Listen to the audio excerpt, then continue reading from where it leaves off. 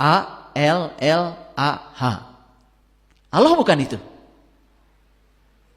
Padahal kalian tuh sedang menyebut sesuatu yang sebetulnya tidak bisa dibatasi oleh sebutan itu.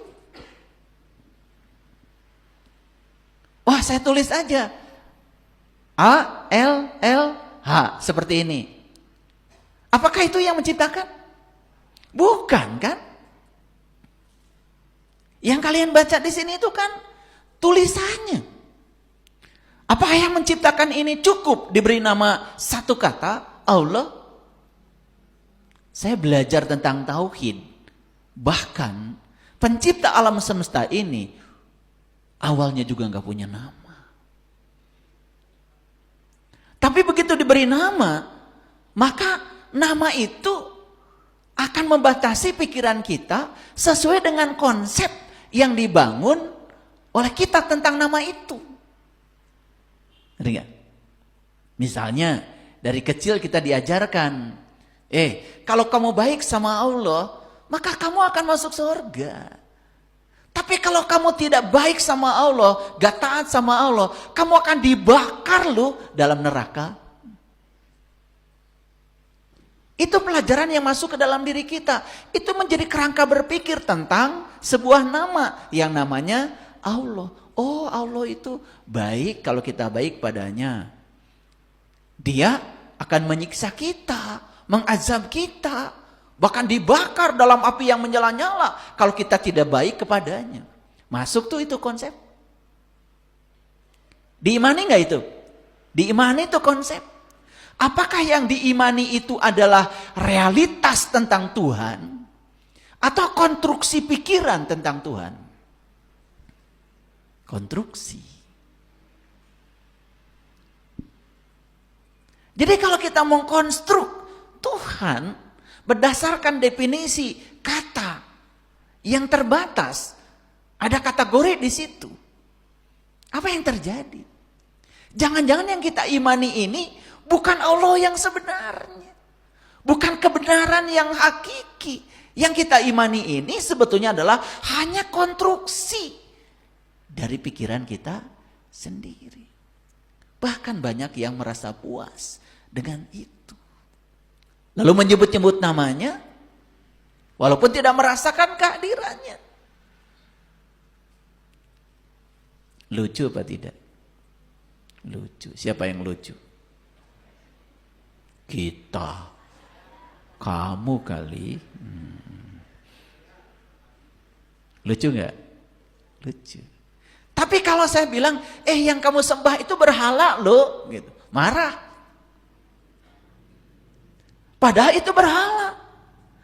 Karena bukan Allah yang sebenarnya, tetapi Allah yang dikonstruk oleh pikiran kita. Bukan Allah yang laisa kamitslihi syai'un, bukan yang itu, belum mengalami. Belum merasakan. Makanya ada kata-kata bijak yang sering saya ungkapkan di kajian saya, malam yazuk lam ya'rib. Yang tidak mengalami tidak akan memahami.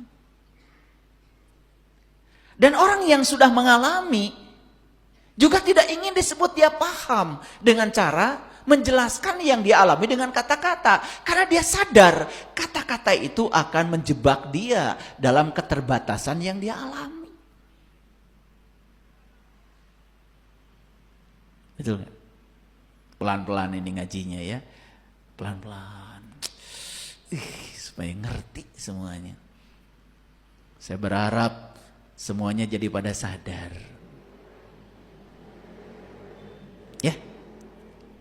Bahkan dikonstruksi di pikiran yang namanya Allah, Tuhan, itu tinggalnya di langit ketujuh, jauh banget. Dan kita ada di sini diajarkan ritual-ritual doa untuk merayu-rayu dia agar dia mengikuti segala mau kita.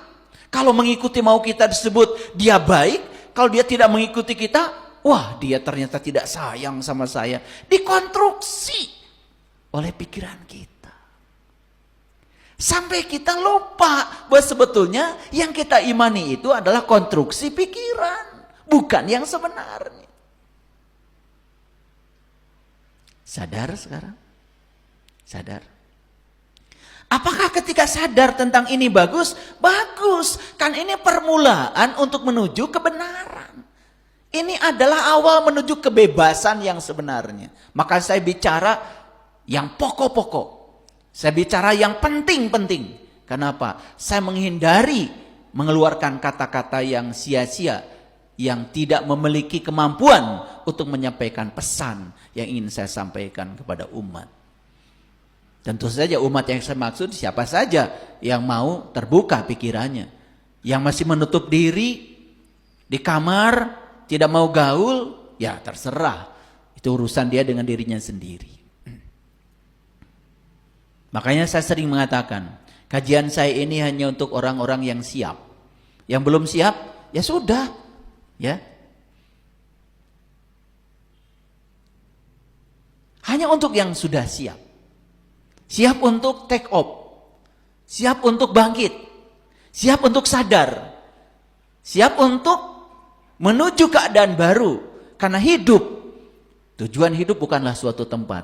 Tapi tujuan hidup adalah cara berpikir baru.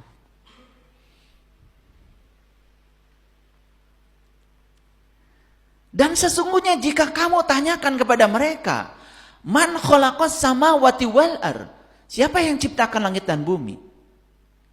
Layaku luna Allah.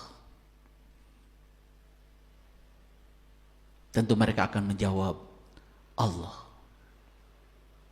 Belum ayatnya dibaca aja kalian udah menjawab. Betul nggak? Apakah jawaban yang tadi itu masuk gitu menjadi kesadaran? Belum tentu. Anak-anak SD, anak-anak TK disuruh mengulang-ulang kalimat ini sama gurunya. Gurunya bilang, anak-anak yang menciptakan langit dan bumi Allah lu. Dikasih tes nanti. Siapa yang menciptakan langit dan bumi? Ya karena udah diajarkan. Walaupun sekedar nama. Betul nggak?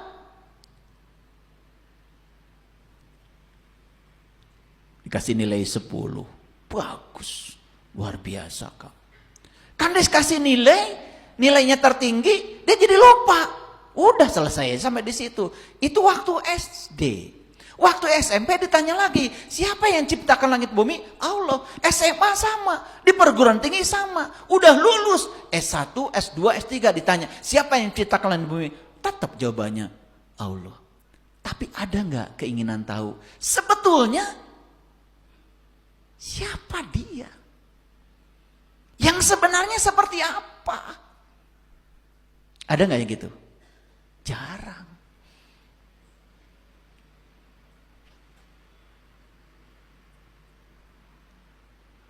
Lalu ayat ini luar biasa. Qulil hamdulillah. Katakanlah segala puji bagi Allah. Bal aksarohum la ya'lamun. Tetapi kebanyakan mereka tidak tahu.